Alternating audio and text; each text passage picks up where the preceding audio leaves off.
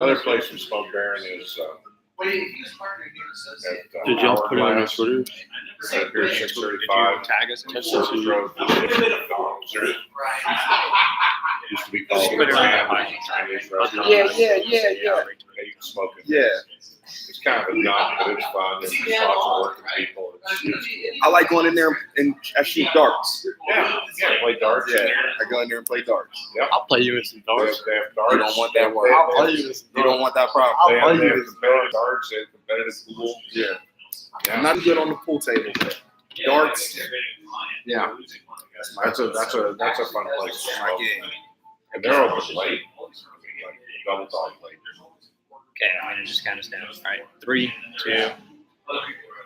Welcome into another episode of the Pylon 7-on-7 podcast. Due to weather, we are indoors here at the Cool River Restaurant in Irving. We are in the cigar lounge, so sorry if there's some background noise. We're trying to kind of do it big. This is one of Baron's favorite spots. It is my favorite spot. And thank you to you guys for allowing us to use your space. So first, man, we got to get into what happened over the weekend. Pylon, Denver. I got a chance to go out there to the Mile High City. It was a really great time. So like I said before the show, thank you for allowing me to go out there. It was a smaller tournament, but what's Pylon's model? Quality always beats quantity. And that's true. It was a really, really good competitive tournament. Beautiful facility at the Denver Broncos practice facility. We've talked about it over and over. Pylon always does a great job of finding the best facilities in the city where we host tournaments. And so that was one that was really, really kind of an eye grabber. I got a lot of messages on Twitter just saying like that facility's dope. Man, it was not easy to get either, and so we're humbled that they allowed us to do it. We will be back there next year. Hopefully, we'll get a bigger turnout. First time in a city that doesn't have a lot of 7-on-7 teams. We got a few to travel in, and got the best teams up there in Denver. And so the quality of the event actually was everything that we were looking for. I talked a lot about the big tight end from Colorado Wild, and how did he do? Oh, yeah, he was good. I mean, Cole Taylor was, the biggest name recruit out there. He was really big, athletic specimen, moved really well. He has offers from Penn State, Michigan, Missouri, a bunch of other P5 schools. Colorado Wild, did a really good job of representing for its home state. They made it all the way to the championship game. They had a couple of sleepers on their team as well. So they were impressive, but like you said, your boys from Hawaii. They always come to play. They always come to play. There's so much talent on the island that gets undiscovered. And, 7-on-7 gives these teams and these kids in areas where there's not a lot of attention and not a lot of exposure and opportunity to come in and show themselves against, players like Cole Taylor and so on and so forth. And so when those kids come over, they really take it seriously, and they won the tournament. Yeah, they did. So just really quick to touch base on that. So Colorado Wild, I guess, is the big overseeing organization. I guess they're partnered with Factory Phantoms. I don't know how that all works out. But Cole Taylor was on Factory Phantoms. Factory Phantoms, okay. And then, but they wore the Colorado Wild uniforms the first game, so it was kind of confusing. But I guess they're all, it's a big family out in Colorado, which it was kind of not disappointing, but I kind of felt bad that Colorado didn't keep the championship in Colorado. The guys from Hawaii deserve it. They're the best team. It's hard to keep the championship there when those teams are coming to play. When you get the type of talent that they have on the island and they start to play together, a lot of those kids play together at the same schools and, have been playing with each other for a long time. And, when they get that opportunity, they always take advantage of it. They really do. They come up there, and it's a business trip from the time they get on the plane to the time they get off the plane to the time they get back on the plane. It's a business trip. They're not going up there to stay in the hotel and swim and party and things like that, which not that a lot of teams do, but when you get to travel, you can lose sight of what you come to do, and they always come ready to play. Yeah, definitely. And so to talk about next level, Lehania, they were, just dominant top to bottom. They averaged close to 40 points per game in pool play. Only gave up 21 points in pool play, the entire pool play, 21 points. So they played great offensively, great on defense. Something that we really noticed when we were out there, I mean, I was talking to some other people involved with Pylon, was just how well coached they were. Their coach never had to yell. Not once did he yell. Their players immediately respected him and responded to him. There was one point where one of the players was arguing with the referee, and the coach pulled him aside and said, "Hey, nothing but yes sir, no sir to that guy." And never again, never had another problem. And it was just so great to see them just function at such a high level. I mean, they were the epitome of what you want in a 7-on-7 team. And I think they're going to need to be considered for the rankings when we redo them, before the championship. That's one of the things I talk about all the time. It was unfortunate that I couldn't be in Denver to actually see them play. But I do know this. I like teams that go out and are about their business. Handle success with class, obviously the backflips and the dancing, that's all cool and that's great. That's part of the culture. And so it's something that, we embrace and we allow the kids to do that. But it is refreshing when you can see teams that just go and do their thing. And that's all it's about. It's about winning. We celebrate when it's over. And if we don't win, we don't celebrate. And so they had a lot to celebrate. Yeah, for sure. And so just to highlight a couple of individuals, like I said, next level was just, on a whole nother level. Ezekiel Stower was the best quarterback there by a mile. I thought he threw a really impressive ball. He was accurate. He was poised. He was a big reason why they scored so many points. Carson Pupuno and Brian Sandoval were two really big-time receivers for next level as well. Devin Saw, man, I can't talk enough about this kid. He's a 2021 athlete, played both ways.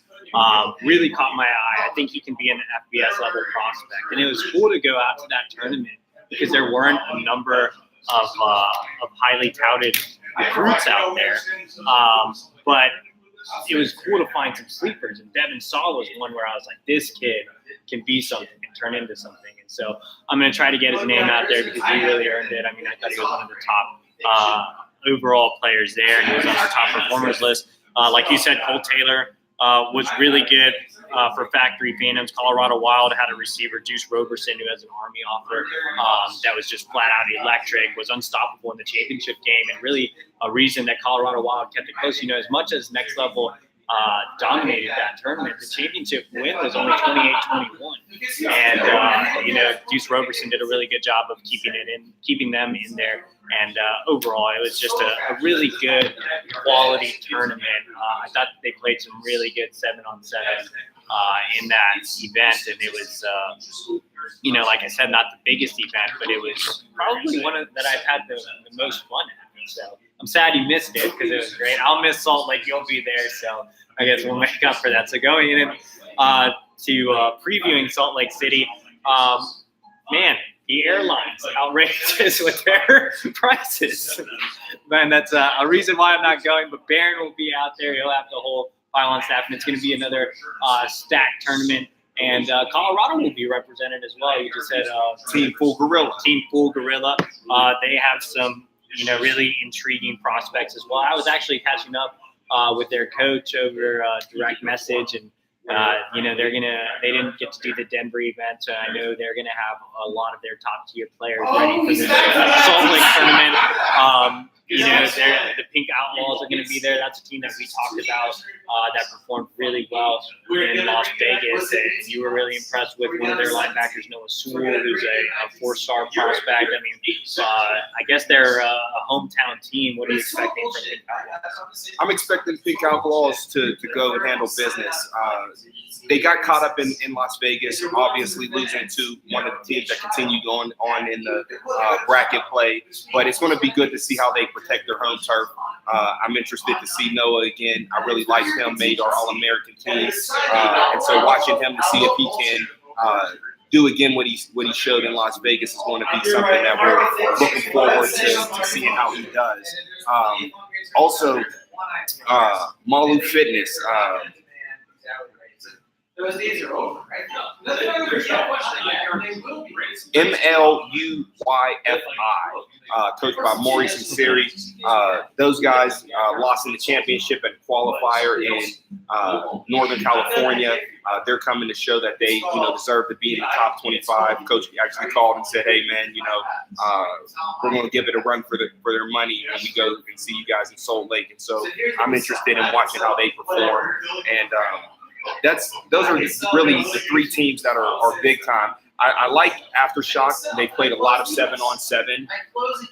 They played a lot of 7-on-7 and throughout playing in the National 7-on-7 League up there in Seattle. So they play a lot. It's going to be interesting to see how they've kind of put it together since the Las Vegas tournament. Las Vegas is, for a lot of people, the first tournament, and then getting an opportunity to continue to play throughout the season and then come back later on down the line. We're going to see how they progress. Alpha is another team. They're going to have some guys there. I talked to their coach earlier today. I think they're going to make a good amount of noise in that tournament. But overall, when you look at Salt Lake City, you're going there on Easter weekend, which is a really special holiday in that area. Before we kind of move on to our next segment, just kind of talk about what it means to have a big pylon and have a lot of, the youth involved and the community involved there in Salt Lake City. The community in Salt Lake, they really support Pylon, whether it's coming to the Las Vegas event or coming up to Seattle, and the Polynesian crowd. They've really been supportive of everything that we do, and so we're honored and humbled that they support us in the way that they do. They're coming out on Easter weekend. It's not an easy weekend to host tournaments, but we wanted to make sure that we brought something to Utah. Again, a lot of those areas, they don't get the exposure that they're looking for, and because they support us so much, we wanted to at least show face and go to them so that they don't always have to travel. And we're hoping that, the kids that come and play and stand out, we can be as beneficial to them as they've been to us. For sure. So this is going to be kind of a shorter episode. We've had so much going on, trying to get, flights and everything situated. But we're going to answer some mailbag questions, and this is sure to, get us to around a good half hour or so. Baron, the first mailbag question that I had came via direct message. It was anonymously sent. It said, "What is the biggest difference from the tournament that happened in Dallas this weekend?" Which you were at, by the way.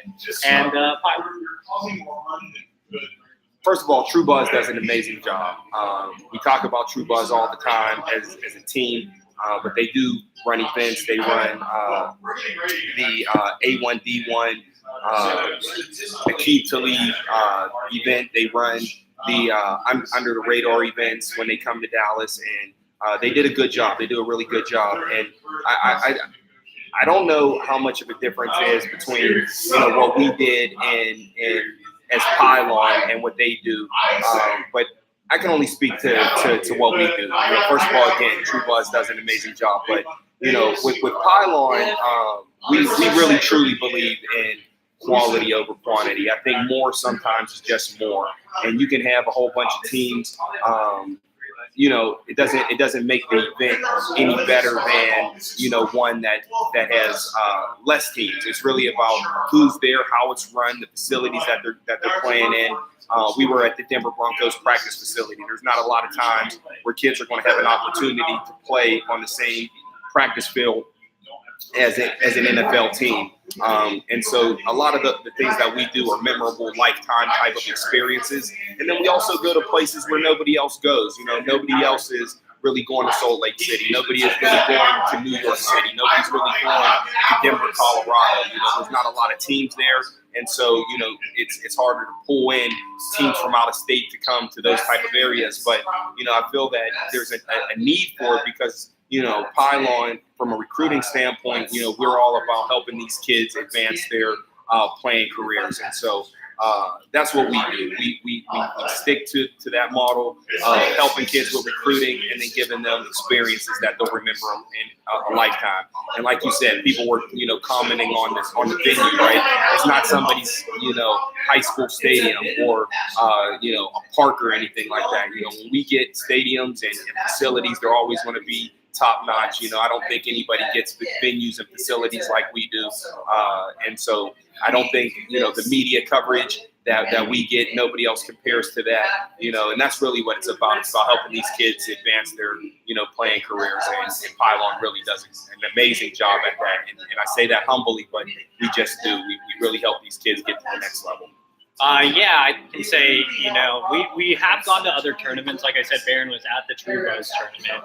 I went to Adidas earlier, and I think I'm going to go to one Under Armour event. But it's not the same feeling when you're at one of those events. You don't have like Adidas, for example, puts on a great event. I don't want to take anything away from Adidas. I love going to those events out in LA. I go every year. There's a reason I go every year. But I don't think the culture is as animated in those events. You don't have as much of this. People want to win Pylon. I mean, let's call it what it is. You get your street cred when you play Pylon. You can go anywhere else, but parents want their kids playing in Pylon. You have to be a dog. I mean, you're going to be out there. You're going to be competing against the best. You need to bring your A game every single time. And, I get calls from coaches all the time talking about, where's the next one? My parents have been wanting to do a Pylon event. Or, a kid saying, man, this was the best kid I've ever played against in my life. And so, we really focus on the teams that are there. We really focus on making sure that the culture and the competitive juices are flowing. I'm as competitive as anybody, and I feel like, that is our ethos in Pylon. You got to come and be a dog. And if you're not a dog, it's not really a place for you. And so if you're going to come and you're going to put your tail between your legs and, cry when somebody beats you or, things like that, we don't really want you at Pylon, because if we're trying to help you in the recruiting process and help you get to college, you're going to have to be a dog at the next level. You might as well find out if you're a dog when you're playing at these platforms. Sure. The next question was specifically for you. It was, will Pylon, I guess, I don't know if you did this in the past, but I don't really remember it. Will Pylon have an adult league? So my vision for 7-on-7 is vast. A lot of 7-on-7 organizations, they're really only focused on what you have now, right? We lead the culture. We lead almost everybody in what we do in some way, shape, or form. If Pylon does it, somebody else is going to do it in their event down the line. They may put their spin or a variation on it, but for the most part, I think if everybody's being honest, Pylon leads the way for everything. And so to answer that question, I see 7-on-7 as a professional sport one day. I truly do. I think that it can be an Olympic sport. I think girls can play it. If you look at Florida, if you look at Nevada, if you look at Pennsylvania, Georgia, 7-on-7 is actually, or flag football for girls is actually a school scholastic sport. And so it's not much to take those same girls and then transition over to playing 7-on-7. We're going to Japan in July to meet with the X League to talk about doing 7-on-7 in Japan.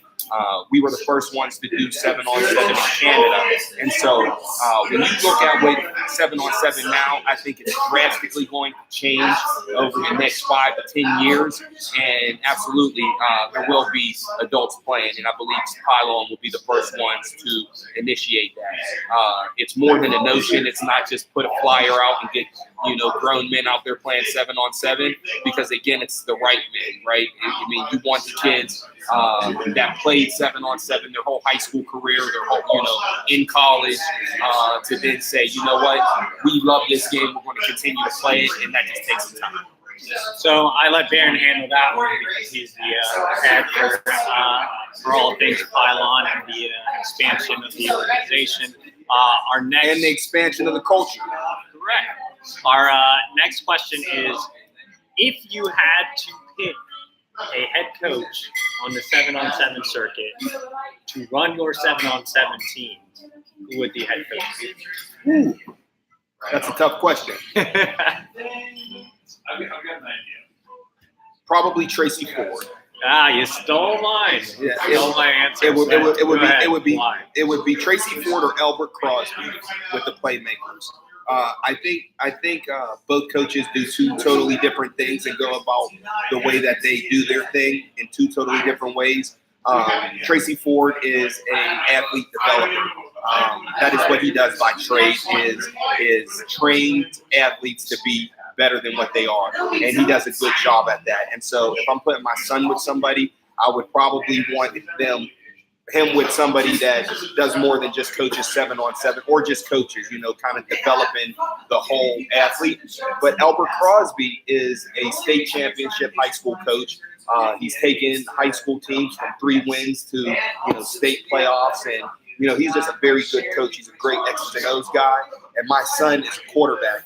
And so I want my son, with somebody that, understands offenses, understands how to get kids to college, and can teach him, kind of the finer details of being a quarterback, how to read defenses and coverages and things like that. So if I'm on the spot, those are the two that Yeah, I would go with Tracy Ford. Hands down, I think he's been the best coach this year that I've seen out there. No offense to any of the other coaches. I think a lot of guys do a tremendous job. The thing that stands out to me about Tracy is what you mentioned. He's a developer of athletes. Ford Sports Performance is known as the place for athletes in the Pacific Northwest. It just is. They produce a ton of NFL guys. They work with all the top guys in that area. And I think Seattle specifically is a growing, booming football recruiting market, just because, and a lot of that has to do, and no offense to the high school coaches, they're doing a great job too, but a lot of that has to do with Tracy and what he's doing at the grassroots level and coaching these kids up from youth on. And he's really developing, the guys in the Pacific Northwest into big-time D1 level guys. You have G. Scott, Sam Adams, Abel Smalls, etc. And all those guys go to the same high school. It's wild, how much the talent there is out there. And I think Tracy Ford deserves a lot of credit for developing that talent. And then on the 7-on-7 circuit, he's just really smart. He has a really high, football IQ. He obviously understands the games. He understands how to use his athletes. That is a huge negative for a lot of coaches. Is you can have a ton of talent, but if you don't know what to do with that talent, you're not going to win. And we've seen so many teams that have all these all-star recruits, and they don't win. And with FSB, they have the all-star recruits, and they do. And so I think that's a testament to the job that Tracy Ford does. Our next question is, are teams from the mainland welcome to the Hawaii tournament? Absolutely. We want teams from the mainland to come over to Hawaii. It's not an easy trip to make. It's something that you have to plan a year out. We put our schedule out before Thanksgiving, so it gives teams ample time. But I think that'll be great for everybody. I think it'll be great for the kids on the island, but I also think it'll be great for the teams from the mainland. One, how many times, in your lifetime you get to go to Hawaii? Not often. The kids will love the experience of just going to Hawaii. And then the second part to that is those kids can play ball. And so the teams from the mainland, when they come over there, it's a beautiful facility and a beautiful place to go, but you need to come ready to play because those kids are going to be ready to play. Yeah, I think it would be great to see more teams from the mainland out there. I've been impressed with the Hawaii teams that I've seen, and obviously they take 7-on-7 seriously. There's a reason you've been kind of pumping up the teams from the islands. I think 7-on-7 is just something that's special to them. I think it's a football crazed area, and it's not one that's talked about a lot. It's not like anybody's like, oh, Hawaii, it's football all the time, but it is. Like, they take their football so seriously, and 7-on-7 is something that they really invest in, and that's why they came out to Denver and had a team win it all at the Broncos facility, because they take it so seriously. There are a ton of teams across all islands, not just Honolulu where the tournament is. I mean, this team, Next Level, was out from Maui, and they came in and won the tournament. So I think it just means something, but it would be cool for, like you said, both sides. It would be cool for the Hawaii teams to be able to play the FSPs, the ground zeros. And at the same time, it would be cool for the FSPs and the ground zeros to go up against some of these like machine-like Hawaii teams that are just so precise in what they do, and especially playing that environment. Like imagine going to Hawaii and when we were in Vegas. And 808 Breeze played Team Grind. That game was back and forth. It was one of the most exciting 7-0, or maybe the most exciting 7-on-7 game. I can't say that. One of the most exciting games that I've seen this circuit. That national championship was pretty exciting. That was a great one. But my point was, it was such an exciting game, and the 808 Breeze, their sideline was stacked with people cheering and going crazy and yelling, and that's how it'll be. I mean, they like, bring them out. And I was like, this is Vegas. I was like, we might as well be in Honolulu. It kind of gave them like a home field advantage. Brian was like, what the hell, And so it was awesome to see. So I personally can't wait to go out to Hawaii, and I would love to see some of the mainland teams go out there and experience that culture on the actual islands, as opposed to small. Or a good contingent in Las Vegas. Yeah. Our next mailbag question is, you, Baron, have been pumping up NYC on Twitter all week. What's that tournament looking like? It's looking good. A lot of the top teams are going to be playing in it. One of the New York Hustle teams and Adidas team haven't had an opportunity to see them on the circuit, but they went down to Orlando and did well. Mach 1 and Virginia Metro coming up, Team Flex, a bunch of the teams in the Northeast that we haven't gotten an opportunity to see. They don't travel outside of the region too much. And so it's going to be really cool to see them. 412 Elite, who's normally a top 25 power. We haven't seen them yet this year on the circuit. They Legacy from Detroit, they're loaded. And we haven't seen them. When we dropped our rankings and our All-American team, I certainly got a call from Coach Justin Chizante, like, you disrespected us. We're going to prove to you what we can do in New York City. And so that tournament's coming together, quite well. Good. Speaking of Detroit, Max X, come out. Sure. We'll see them in Nationals. No, I'm excited about that NYC tournament. Like you said, it's going to give us an opportunity to see a lot of good talent that we haven't seen yet. You mentioned a lot of those teams. And I'm like, oh, yeah, what about that team? What about that team? And I'm like, we haven't really talked about them because we haven't seen them. But New York City is going to be a great opportunity for us to get a first look at those teams. And like I said, we're going to redo the top 25 rankings, after the regular season goes on and heading into the national championship. So I think it's a good setting for those teams to prove to us that they're top 25 national. Another thing about New York City, nobody goes into the city, and I'm very inspired by basketball, both AAU, but also street basketball, the culture of it. Rucker Park, Dykeman, our legendary basketball breeding grounds in New York City, and so because 7-on-7 kind of gives you that kind of feel, that street football, two-hand touch type of feel. I felt that, it was important for us not to just go to northern New Jersey or something like that, but bring it into the heart. We are in Brooklyn. It's the Brooklyn Zoo, the concrete jungle with kids that, again, don't get the exposure that they probably deserve. And that New York Hustle team, they were loaded. They were loaded. Can't speak to, the kids off the top of my head, but they got 4 or 5 kids with P5 offers on their team. The up top team, they won they won a division out in Indianapolis when we were in Indianapolis at Grand Park. And so, just like Denver and just like Salt Lake, we don't want to make those kids have to come somewhere every time. We want to bring it to them, because that's, again, what we're about. We're about finding, kind of kids who are under the radar, and then, kind of putting them on the map. And that's what we're going to do. And New York City is going to hold true to that kind of sentiments and things that we feel are important. That's a 2-day tournament. That is a 2-day, May 4th and May 5th. Okay, so if you haven't signed up for NYC, please do. That's going to be a really fun tournament.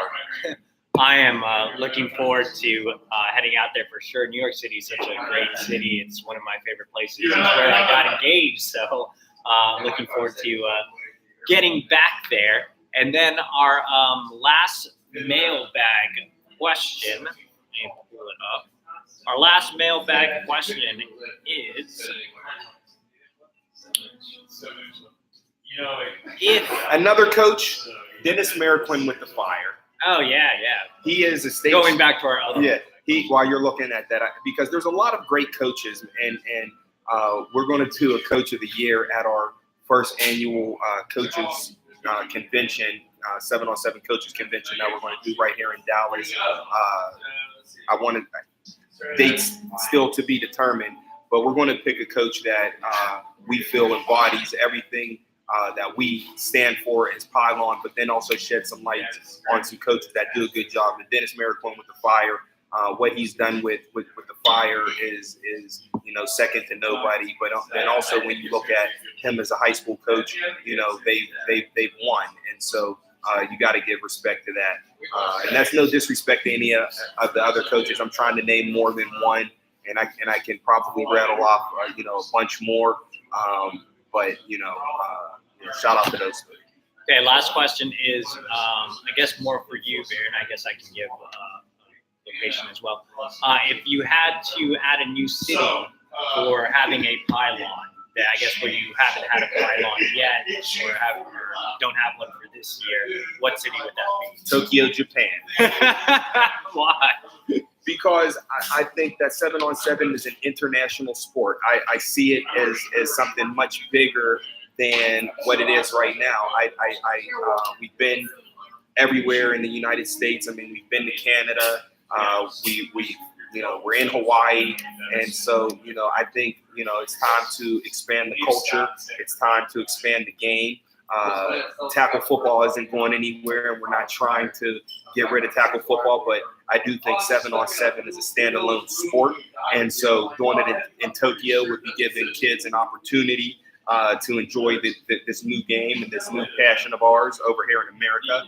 But then it'll also be a cool trip for teams from America to be able to get to.